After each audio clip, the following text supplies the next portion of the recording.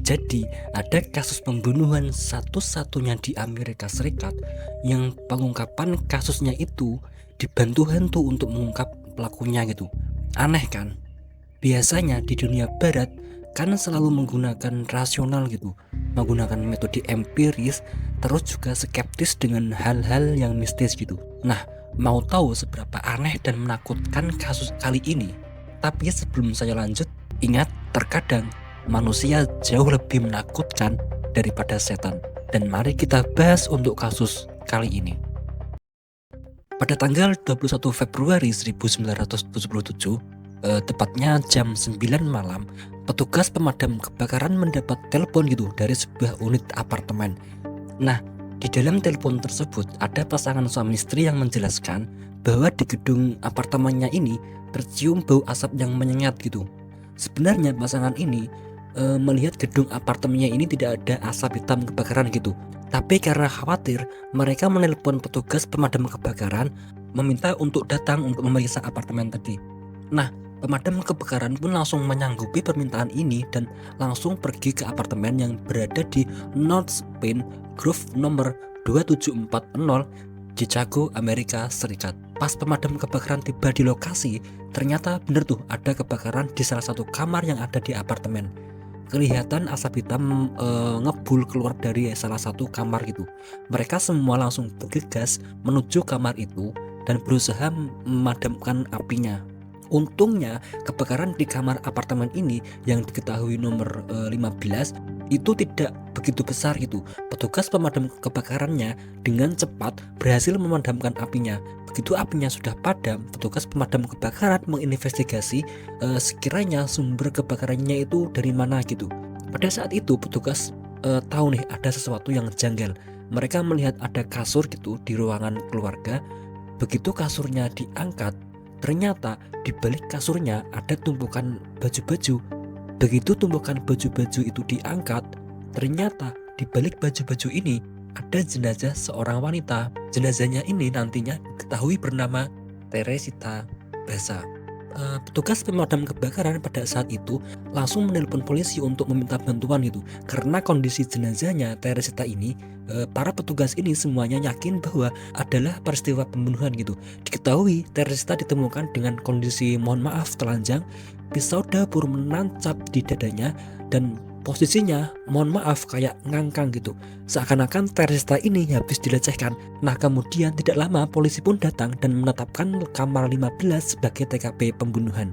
Tapi pada saat itu ada seorang detektif yang bernama Joseph Stakula ditugaskan untuk menginvestigasi kasus pembunuhan terhadap Teresita ini. Kemudian singkat cerita, dari hasil investigasinya, Joseph itu mendapatkan beberapa petunjuk nih. Joseph bilang bahwa Teresita ini jelas-jelas dibunuh. Dan untuk meninggalkan jejaknya, si pelaku sengaja membakar kamar apartemennya Teresita. Lalu dari hasil otopsi awalnya, walaupun jenazahnya Teresita ditemukan dalam kondisi mohon maaf telanjang dan dengan posisi yang mengangkang, tidak ada tuh ditemukan tanda-tanda kekerasan atau pelecehan. Di pintu apartemennya Teresita ini tidak ditemukan juga jejak bahwa pintunya itu dibuka paksa, yang artinya besar kemungkinan Teresita ini kenal dengan si pelaku. Kayak Teresita itu mempersilahkan pelaku masuk ke apartemen dan setelah itu sang pelaku membunuh Teresita. Teori ini juga diperkuat oleh kesaksian teman Teresita yang bernama Ruth Leib, dan kesaksiannya Ruth ini bercerita bahwa pada malam itu beberapa saat sebelum Teresita ditemukan meninggal, Ruth itu sempat tuh telepon-teleponan dengan Teresita. Mereka ngobrol selayaknya teman ngegosip gitu. Nah, pas lagi ngegosip ini, Teresita bercerita bahwa dia itu lagi santai sambil nungguin salah satu temannya yang bakalan datang. Kemudian Ruth tadi bertanya, wah siapa? Gebetan baru atau pasar baru? Tapi sayangnya Teresita cuma menjawab bahwa dia itu cuma teman biasa yang ingin mampir aja gitu, dan tidak terlalu penting. Alhasil, rincian mengenai orang misterius yang datang ke apartemennya Teresita ini menjadi tidak diketahui. Walaupun begitu, detektif Joseph itu menemukan satu petunjuk yang menarik perhatiannya. Pada saat detektif Joseph itu memeriksa meja make upnya Teresita, dia menemukan sepotong kertas yang bertuliskan Get Teacher Ticket for AS. Joseph kemudian kepo nih dengan sepotong kertas yang dia temukan itu, karena ada inisial AS-nya. Detektif Joseph ini kayak punya feeling bahwa AS ini adalah orang yang penting dalam kasus pembunuhan Teresita. Mau tidak mau akhirnya Joseph menginvestigasi lebih dalam lagi kehidupannya Teresita untuk mengetahui siapa di balik inisial AS. Kemudian investigasi pun berlanjut ke kehidupan pribadi Teresita. Dari sini Joseph menemukan beberapa informasi. Teresita ini dikabarkan lahir pada tahun 1929 di Filipina dan bermigrasi ke Amerika Serikat pada tahun 1960-an.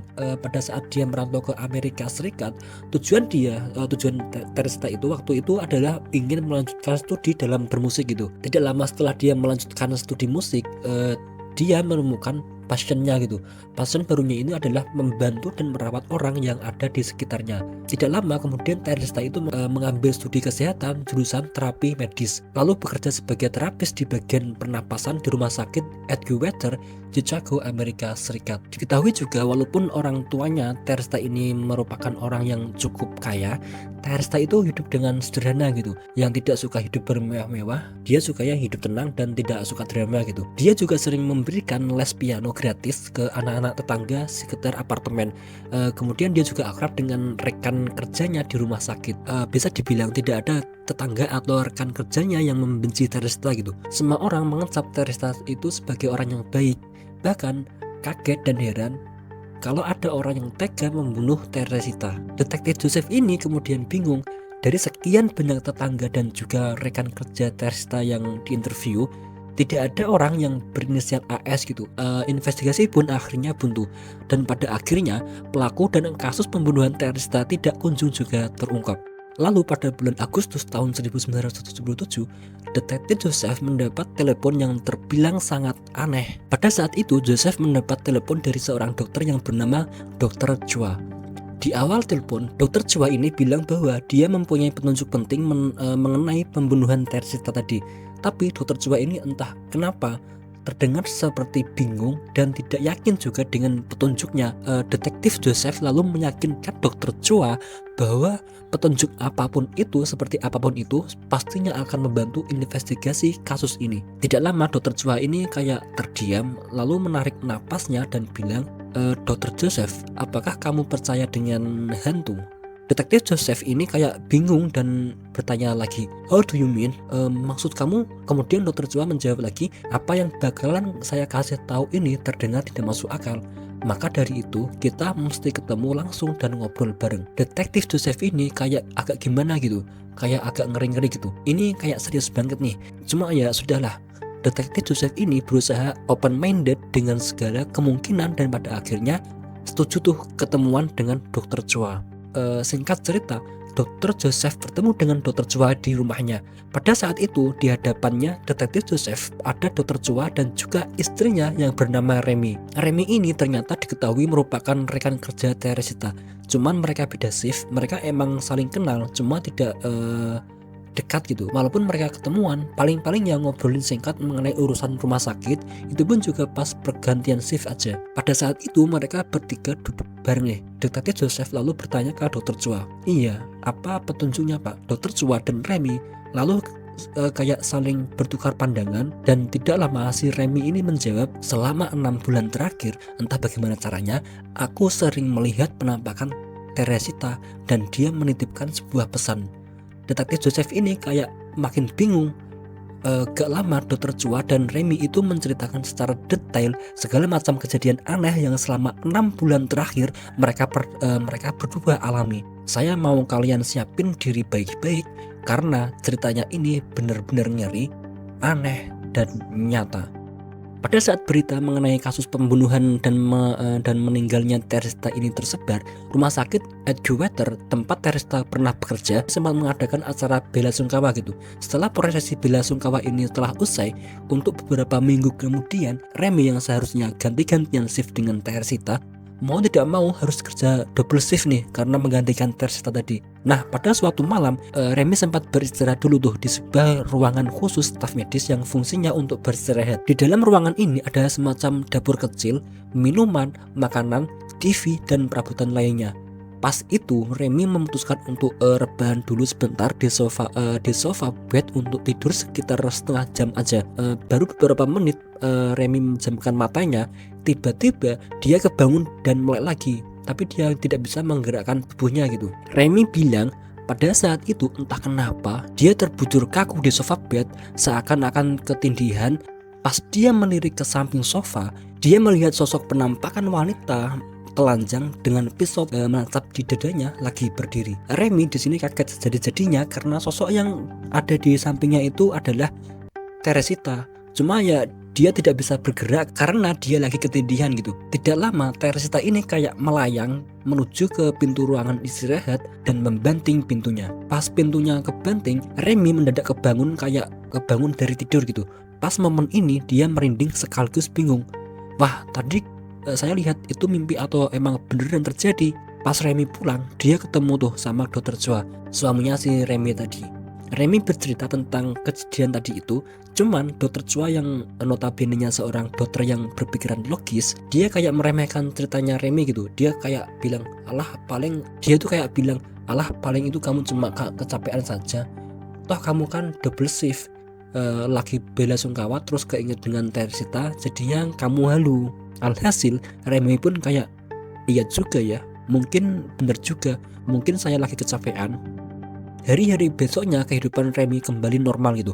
Tapi pada suatu malam, pas jam 1 malam, Dokter Chua itu masuk ke kamar dan beranjak ingin tidur gitu. Pas lagi mau tidur, dia melihat Remy kayak mengigau, tapi mengigaunya ini bikin merinding. Menurut kesaksian Dokter Chua, Remy ini kayak lagi menusuk-nusuk dadanya sambil juga bilang kalung.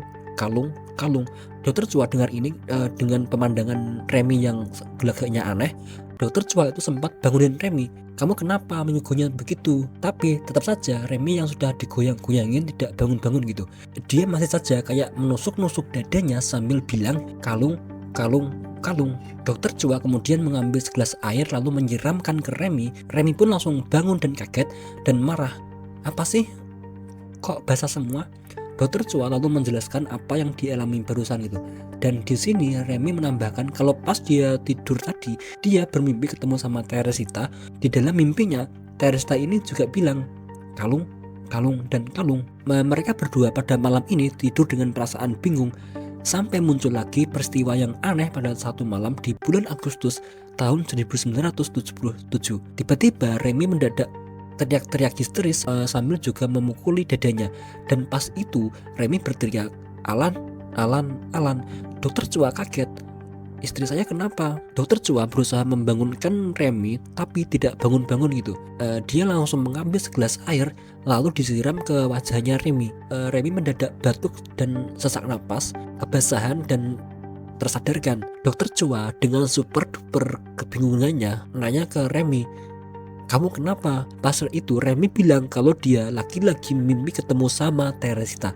Nah, di dalam mimpinya Teresita bilang bahwa orang yang membunuh dirinya itu bernama Alan.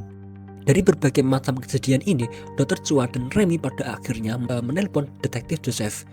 Detektif Joseph itu juga bingung mesti merespon apa. Tapi begitu sampai di kantor polisi, Detektif Joseph ini di satu sisi masih tidak percaya, cuman di satu sisi dia masih kepo dengan nama Alan itu. Ya sudah, Detektif Joseph pada akhirnya iseng-iseng gitu memeriksa seluruh daftar nama dari orang-orang yang pernah bekerja atau yang sedang bekerja di rumah sakit Edgewater, Chicago. Pas itu Detektif Joseph ini tercengang karena ternyata di dalam daftar tersebut ada orang yang bernama Alan, tepatnya adalah Alan Swery. Entah kenapa cerita dari Dr. Chua dan Remy walaupun terdengar kayak dibuat-buat, tetapi sekarang menjadi masuk akal gitu. Alan Swery ini kalau disingkat menjadi inisial jadinya adalah AS, sama dengan seperti sepotong kertas yang ada di meja make upnya almarhum Teresita. Semua petunjuknya itu nyambung gitu. Dan ujung dari petunjuknya ini adalah ya Alan Swery. Walaupun begitu, Detektif Joseph ini lagi-lagi mengalami suatu dilema gitu. Dia tidak bisa menginvestigasi Alan dengan alasan mimpi bertemu dengan Teresita. Dokter Joseph itu membutuhkan bukti yang konkret gitu. Pas itu Detektif Joseph inget tuh dengan ceritanya si Remy yang pas lagi mimpi itu bilang kalung. Ya sudah, Detektif Joseph pada akhirnya mencari tempat tinggalnya Alan dan stalking terus tuh kemana Alan pergi. Nah, singkat cerita dari hasil stalkingnya, detektif Joseph menemukan bahwa Alan ini tinggal bareng gitu dengan pacarnya yang bernama Yanka. Pas Yanka membuka pintu, detektif Joseph langsung tahu tuh dengan kalung yang digunakan oleh Yanka. Detektif Joseph bertanya, apakah beberapa bulan terakhir Alan memberikan kamu perhiasan? Lalu Yanka menjawab, iya, dia beberapa bulan lalu memberikan aku kalung ini. Di sini Dr. Joseph kayak tersenyum dan bilang, sepertinya kamu dan Alan mesti ikut ke kantor polisi. Keluarga Teresita kemudian mengonfirmasi, dan benar, kalung yang dipakai Yanka adalah kalung milik almarhum Teresita. Kalung ini tadinya kepunyaan ibunya Teresita sebelum dia merantau ke Amerika Serikat. Pas giliran Alan diinterogasi, dia ditanya tuh alibinya apa pas di malam Teresita dibunuh. Alan menjelaskan bahwa dia itu memang sempat pergi ke apartemennya Teresita untuk memperbaiki TV, tapi karena alat-alat yang Alan bawa itu tidak memadai, akhirnya Alan pulang lagi. Detektif Joseph bertanya, apakah kamu yang membunuh Teresita? Alan dengan cepat menjawab, tidak, saya tidak membunuh Teresita. Detektif Joseph dengan satu pertanyaan situ bertanya kepada Alan, terus bisa tidak kamu jelasin bagaimana perhiasannya almarhum Teresita ini sampai ke lehernya pacar kamu? Alan pada saat itu tidak bisa menjawab, dan setelah didesak berkali-kali, akhirnya Alan mengakui dialah yang membunuh Teresita. Ternyata Alan ini bekerja di rumah sakit yang sama sebagai ahli maintenance. Beberapa hari sebelum Teresita dibunuh, Teresita meminta bantuan Alan untuk memperbaiki TV-nya yang rusak gitu. Pas Teresita balik badan menjelaskan permasalahan TV-nya, Alan langsung mencekik Teresita sampai tidak sadarkan diri, lalu mengambil pisau dapur dan menusuknya. Alan menggeledah apartemennya dan mengambil seluruh cash yang ternyata hanya berjumlah $30 atau sekitar 400 ribuan. Karena dirasa kurang, Alan mengambil perhiasannya Teresita, dan untuk menghapus jejaknya, Alan langsung menyalakan api dan membakar apartemen tersebut. Alan bilang dia melakukan ini semua karena sedang mengalami kesulitan ekonomi. Atas perbuatannya, hakim memutuskan untuk menghukum Alan dengan 14 tahun penjara. Walaupun begitu, karena Alan berkelakuan baik, sekitar 4 tahun kemudian, pada bulan Juli tahun 1983, Alan dibebaskan dari penjara. Informasi terakhir, pada tahun 2004, Alan diketahui hidup bebas di New York. Banyak yang meragukan keabsahan mengenai cerita Dr. Chua dan Remy. Secara petunjuk, yang menjadi kunci terpecahkannya kasus ini adalah cerita mereka berdua yang didatangi oleh almarhum Teresita gitu. Di satu sisi kesaksian mereka berdua seakan-akan dibuat-buat, tapi di satu sisi lain kesaksian mereka menjadi kunci dari kasusnya Teresita. Tapi menurut kalian gimana? Tulis pendapat kalian di kolom komentar.